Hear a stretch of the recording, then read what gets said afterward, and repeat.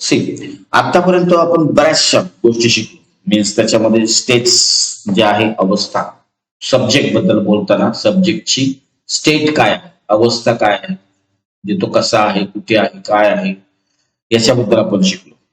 Then सब्जेक्टची आपण कशावर तरी मालकी आहे म्हणजे पोझिशन आहे,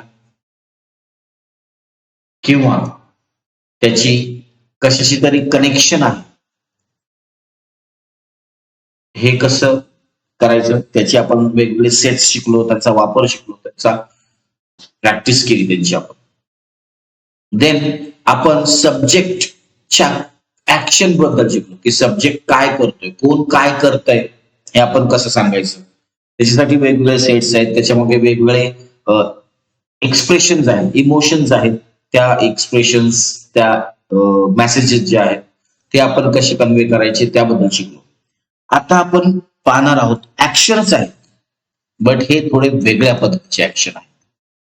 ऍक्शन्स बट वेगळ्या पद्धतीचे ऍक्शन. आता कसं की सब्जेक्टने काय केलं, आतापर्यंत आपण काय सांगत होतो की सब्जेक्टने काय केलं, थर्ड स्टेज मध्ये सब्जेक्टने काय ऍक्शन केली किंवा सब्जेक्ट काय करतो, काय करू शकतो, यासाठी आपण वेगवेगळे सेट्स पाहिजे. त्यासाठी आपण सब्जेक्ट नेहमी सुरुवातीलाच ठेवलं, त्याची सुरुवात म्हणजे त्या सब्जेक्टनेच सुरुवात होते वाक्याची, हेही पाहिलं. आता आपण पाहणार आहोत सब्जेक्ट कडून होणाऱ्या ऍक्शन बद्दलच, परंतु इथे मात्र सब्जेक्ट महत्वाचा नाही. इथे सब्जेक्ट कडून काय केलं जातं, सब्जेक्ट काय करतो, ह्यापेक्षा काय ऍक्शन काय होते, ऍक्शन काय होते हे महत्वाचं आहे. थर्ड स्टेज मध्ये होतं सब्जेक्ट काय करतो, हे महत्वाचं होतं.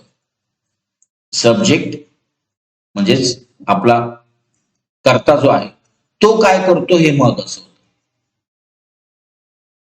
परंतु आता आपण बोलणार आहे, आपण पाहणार आहोत की काय क्रिया घडते, काय क्रिया घडते, काय होते म्हणजे की काय क्रिया होते, ती कोणाकडून होते ते इतकं महत्वाचं नाही, काय क्रिया होते. फॉर एक्झाम्पल नीट काही एक्झाम्पल सांगतो मी. बघा, फ्रीज उघडा राहिला, हे मराठी सेंटेन्स आहे. फ्रीज उघडाच राहिला किंवा उघडा राहिला. आता ह्या सेंटेन्स मध्ये जर तुम्ही पाहिलं तर क्रिया तर आहे उघडा राहण्याची, उघडा ही स्थिती आहे पण राहिला ही क्रिया आहे. आता फ्रीज हा सब्जेक्ट नाही इथे, कारण फ्रीजने केली का उघडी राहण्याची क्रिया, तर नाही, फ्रीजने उघडी राहण्याची क्रिया केली नाही. कोणी केली हे आपल्याला माहितच नाहीये. ह्या वाक्यामध्ये कोणी केली, फ्रीज कोणी उघडा ठेवला हेही आपल्याला माहित, पण अशा पद्धतीची कितीतरी वाक्य आपण बोलतो की ज्याच्यामध्ये क्रिया तर आहे पण सब्जेक्ट नाही. म्हणजेच काय की ह्या वाक्यामध्ये क्रिया काय झाली हे महत्वाचं आहे, सब्जेक्ट कोणाकडून राहिला हे महत्वाचं नाही. कारण फ्रीज उघडा राहिल्यामुळे इलेक्ट्रिसिटी वाढते, फ्रीज खराब होतो, इतर गोष्टी खराब होतात फ्रीजमध्ये राहिलेल्या, ज्या पर्पजसाठी फ्रीज वापरला जातो तो पर्पज साध्य होत नाही, अशा बऱ्याच महत्वाच्या गोष्टी करतात. म्हणून फ्रीज उघडा राहणं ही क्रिया फार महत्वाची आहे. तो कोणी ठेवला, समजा समजा एक्स या व्यक्तीने फ्रीज उघडा ठेवला, बरोबर. आता एक्स या व्यक्तीने फ्रीज उघडा ठेवला आणि वाय या व्यक्तीने फ्रीज उघडा ठेवला. समजा एक्स व्यक्तीने फ्रीज उघडा ठेवला म्हणून नुकसान होणार, आणि वाय या व्यक्तीने फ्रीज उघडा ठेवला म्हणून नुकसान होणार नाही असं तर नाहीये. त्याच्यामुळे जी क्रिया घडली त्या क्रियेचा परिणाम काय झाला, या क्रियेला त्या परिणामाला खूप महत्व आहे. आता जे आपण फोर्थ स्टेज सांगणार आहोत, शिकणार आहोत, त्याच्यामध्ये क्रियेला आणि परिणामाला महत्व आहे. सब्जेक्ट काय असो, काही असो, कोणी असो, ते महत्वाचं नाही. तो सांगायचा नाही सांगायचा हे बोलणाऱ्यावरती अवलंबून आहे, ते स्पीकरवरती अवलंबून आहे, सांगायचा की नाही सांगायचा. आता सांगायचा की नाही सांगायचा एक, आता सब्जेक्ट सांगायचा की नाही सांगायचा, किंवा सब्जेक्ट आपण लिहायचा की नाही लिहायचा वाक्यामध्ये, याच्यासाठी दोन म्हणजे बऱ्याचशा अटी आहेत. काय, एक तर सब्जेक्ट सांगायचाच नसेल, सांगायचा नसेल तर आपण सब्जेक्ट बद्दल बोलणारच नाही. दुसरं, कोणी केलं हे माहीतच नसेल सब्जेक्ट, माहीतच नाही, तरी आपण सब्जेक्ट सांगणार नाही या वाक्यामध्ये. थर्ड, सब्जेक्ट कोण आहे किंवा क्रिया कोणाकडून घडली हे सर्वांना माहित आहे, त्यामुळे सांगण्याची गरज नाही, माहित आहे सर्वांना, त्यामुळे सांगण्याची आवश्यकता नाही. फॉर एक्झाम्पल,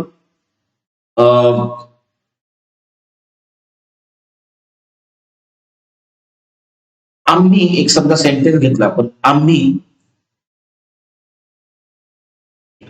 मराठी विषयाचा किंवा मराठी विषयाचा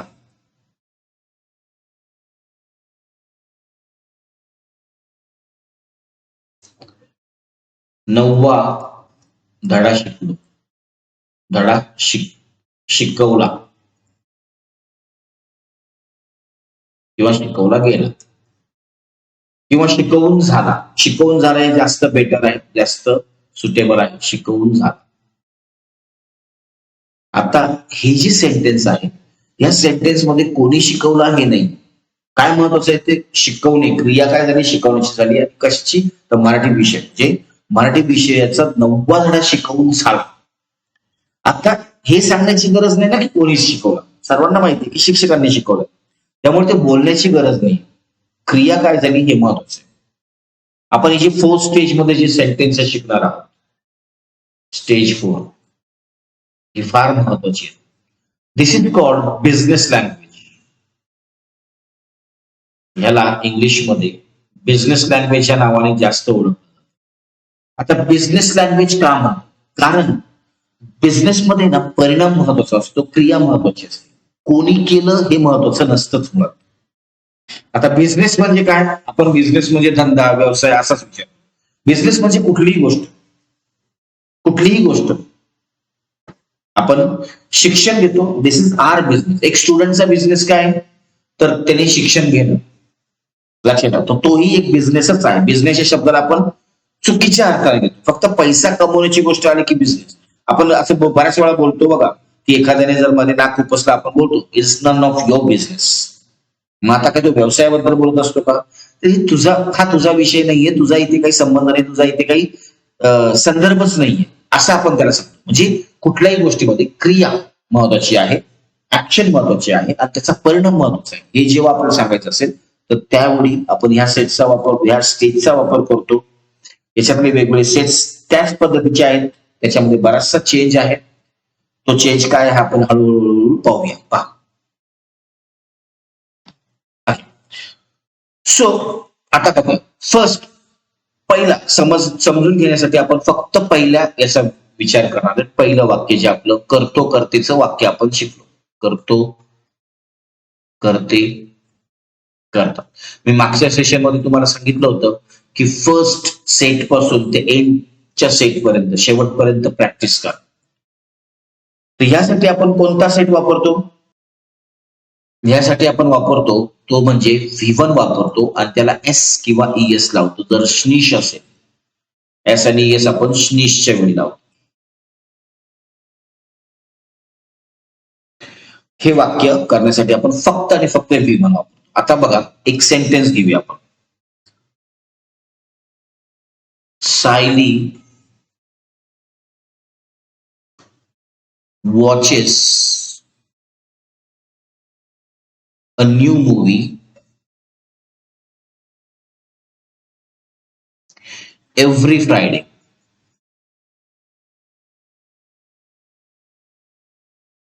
आता यामध्ये आपण सायली काय करते हे सांगतोय. सायली काय करते, तर प्रत्येक शुक्रवारी एक नवीन मूवी पाहते, हे आपण सांगतो. म्हणजे याच्यामध्ये करणारा महत्वाचा आहे, करणारा महत्वाचा आहे. याचा फॉर्मॅट जो आहे आपण पाहिलेला आहे की थर्ड स्टेज मध्ये जेव्हा करणारा महत्वाचा असतो त्याचा फॉर्मॅट असतो सब्जेक्ट, त्यानंतर आपला जो वर्ब असेल V1 किंवा आपण त्याला सेट म्हणतो, जो काय आपला सेट असेल तो सेट, देन ऑब्जेक्ट महत्वाचा असतो अँड देन ऍडिशनल इन्फॉर्मेशन. हे आपली स्ट्रक्चर आहे.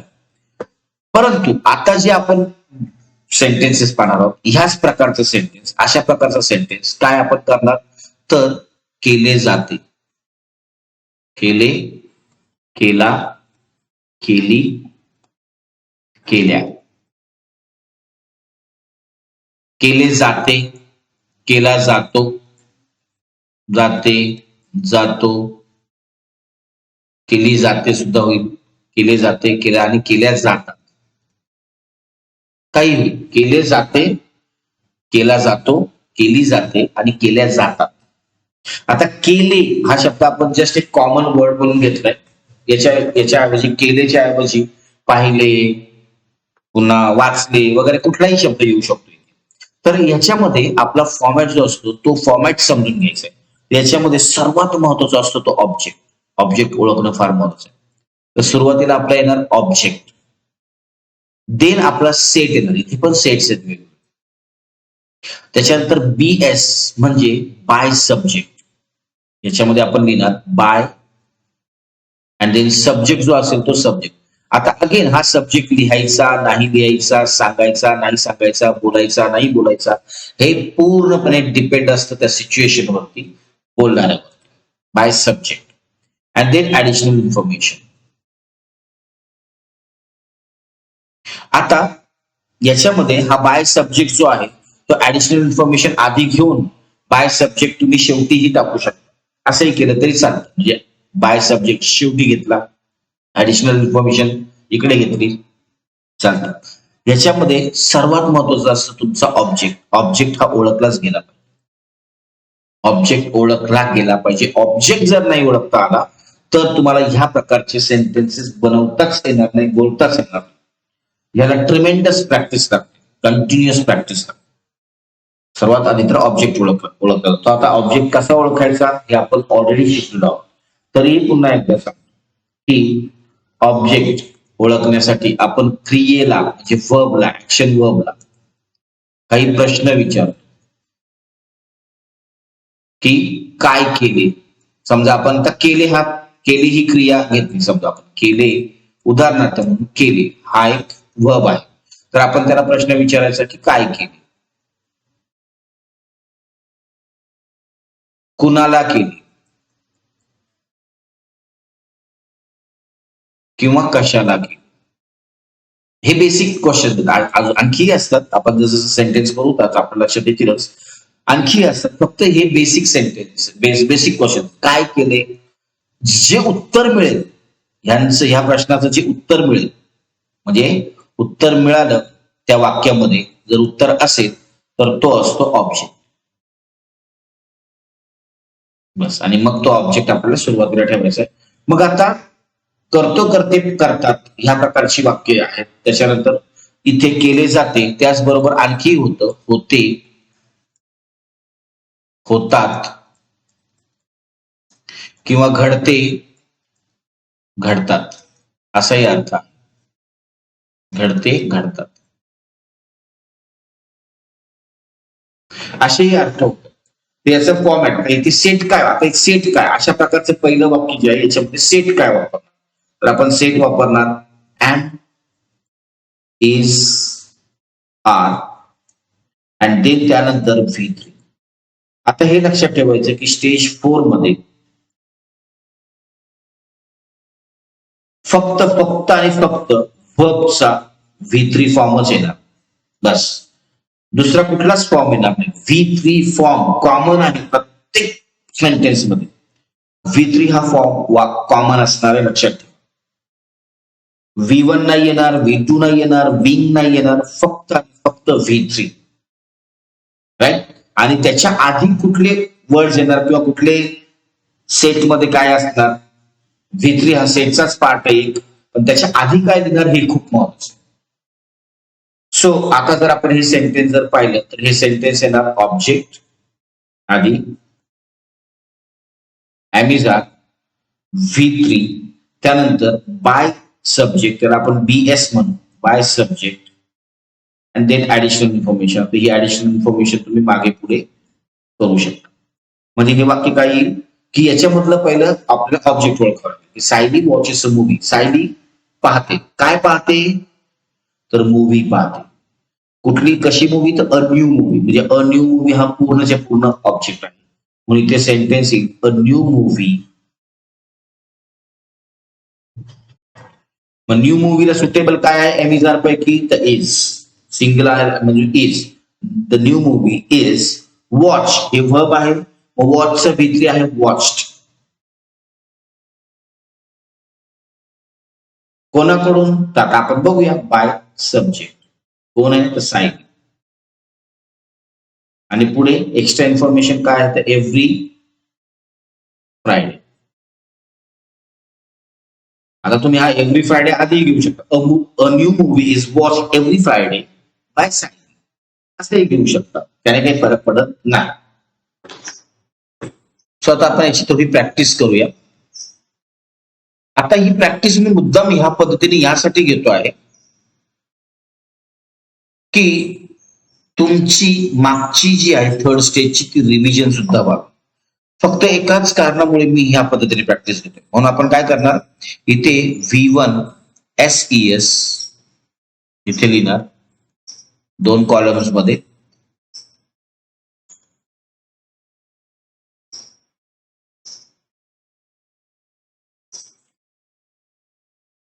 राईट आणि इथे आपण लिहिणार आहोत M is R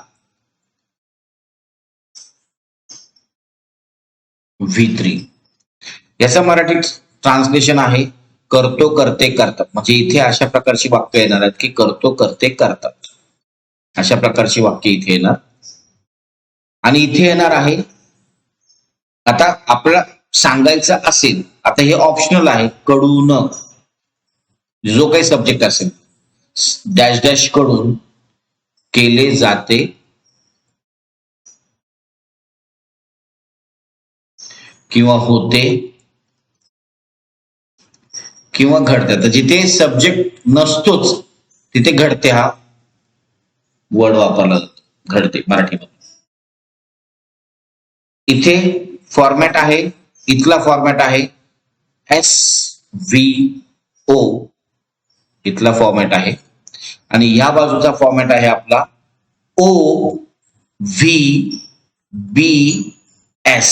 म्हणजे OV V म्हणजे सेट इथे आपण V ला सेट समजणार आहोत V सेट घेणार B म्हणजे बाय S म्हणजे सब्जेक्ट आणि ऍडिशनल इन्फॉर्मेशन जी आहे ती इथे पण O नंतर ऍडिशनल इन्फॉर्मेशन असते एक सेंटेन्स तुम्हाला समजण्यासाठी घेऊया इथे सुशीला आता स्निश आहे म्हणून S लागेल grinds 1 kg wheat every day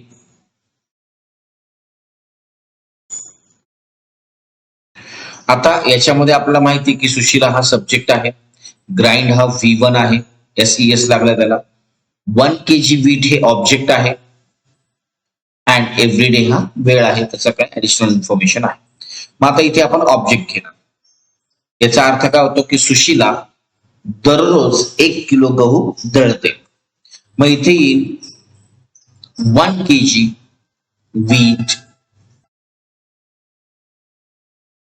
तर 1 kg आहे म्हणून इज येईल 1 आहे म्हणून इज ग्राइंडचा V3 पाहिजे आपल्याला V3 पाहिजे त्यानंतर ग्राउंड ग्राइंडचा V3 आहे ग्राउंड एव्हरी डे आता बाय सुशीला तुम्हाला सांगायचं नाही सांगायचं डिपेंड करत जर माहित असेल ऐकणाऱ्याला पण माहित असेल तर सांगायची आवश्यकता नसते सुशीला म्हणजे सुशीलाकडून रोज 1 किलो गहू दळले जातात किंवा 1 किलो गहू दळून होतात